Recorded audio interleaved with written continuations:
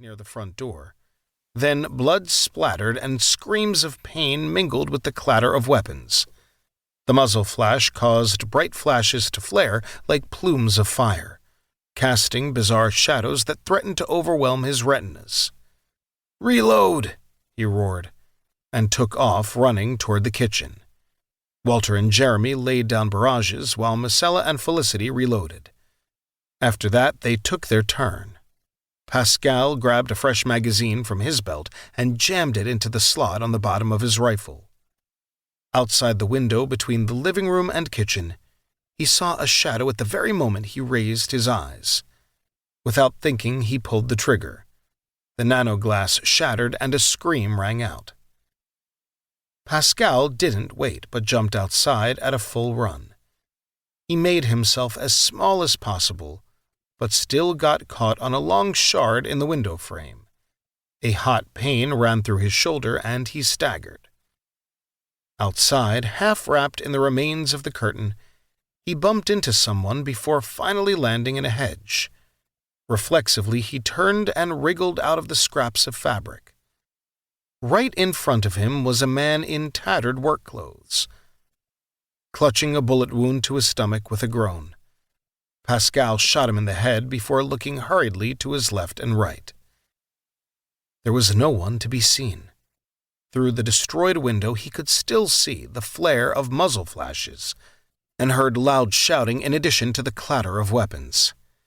"Hang in there," he thought, and ran along the outside wall toward the corner of the house. Once there, he cautiously peeked around it and saw two figures taking cover next to the tattered doorframe of the front door. They were shouting something to each other, but their every word was swallowed by the noise of battle. Pascal retreated, took a deep breath, and then took a step forward. As he did so, he rounded the corner and hastily, but in a controlled manner, lined up his gun. Two short taps with his index finger and bright plumes of fire burst from the end of his rifle. The volleys left the muzzle of the gun and quickly found their intended targets. The first Adventist went down gurgling as his neck was pierced.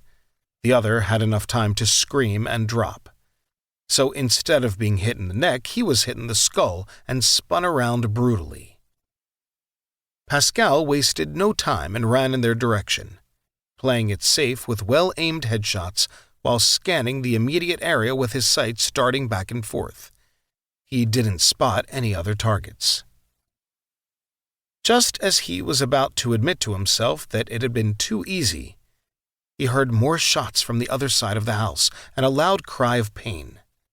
It was clearly coming from a woman. "Shit," he cursed, and ran around the next corner toward the back of the square building. No one was in sight.